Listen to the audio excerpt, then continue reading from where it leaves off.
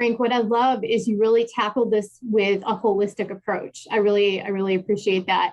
Let's talk a little bit because, one thing I think a lot of our listeners and pastors who are helping people go through that recovery journey probably don't address enough is that that nutrition aspect of our healing journey. Like, we can get into some great recovery programs, but if we're not taking care of our body and feeding it healthy foods and making sure that we're getting the right nutrients, a lot of things can go wrong. But talk to us a little bit how you incorporate that into your recovery journey and your coaching that you do with men.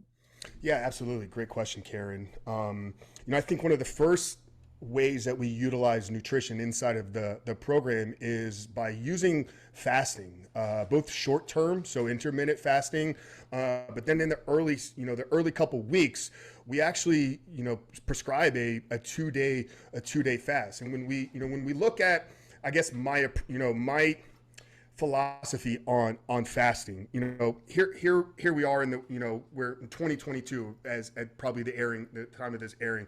Like, we can get food anytime we want. You can push a button and food will show up 30 minutes at your house. So most people don't know what it's like to deny themselves from food.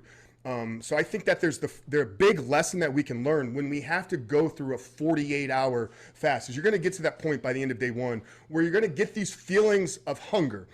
And a lot of these are false signals. These are false triggers from your brain, because when you look at the science and when you look at the way that the brain fires through dopamine, it's very similar response from food with like artificial sweeteners, high fructose corn syrup, sugar. Like it triggers the brain in a very similar way as pornography does. And a lot of our work is centered around the neuroscience side of things. And I think when you can learn to deny yourself from food in the first day, because you're going to get to that point where you're going to be hungry, you're not ravishly hungry where you're going to want to chew your arm off, but you have to kind of sit in a little bit of pain and discomfort. But what you'll quickly realize is in that first, half hour, an hour of just sitting in the discomfort of fasting, quickly that feeling of hunger is going to go away. And many times it's a false signal. It's your brain is telling you you're supposed to eat right now because that's how you've conditioned yourself to eat. So what our men realize is by going through this fast early on in the program, they can now leverage that same feeling and the same willpower and discipline that they were able to use to deny the food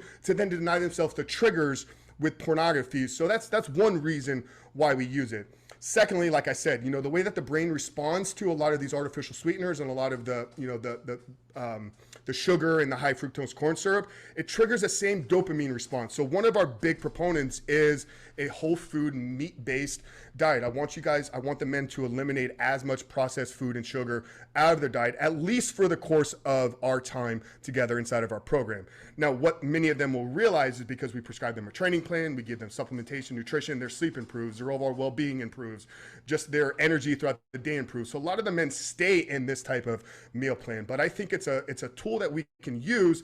And like you said, the addiction is living in this body. Like we have to separate, the soul, spirit, and then the physical body. So if we're struggling from a physical standpoint with an addiction, well, let's treat the body. Let's make our body healthy through training, through proper sleep, through nutrition, supplementation, and all these things. Like I said at the beginning, I've been studying human performance for the past 15 years. I would be discredit to the men that I'm helping and serving if I didn't incorporate, an area of expertise that I've spent a lifetime in developing.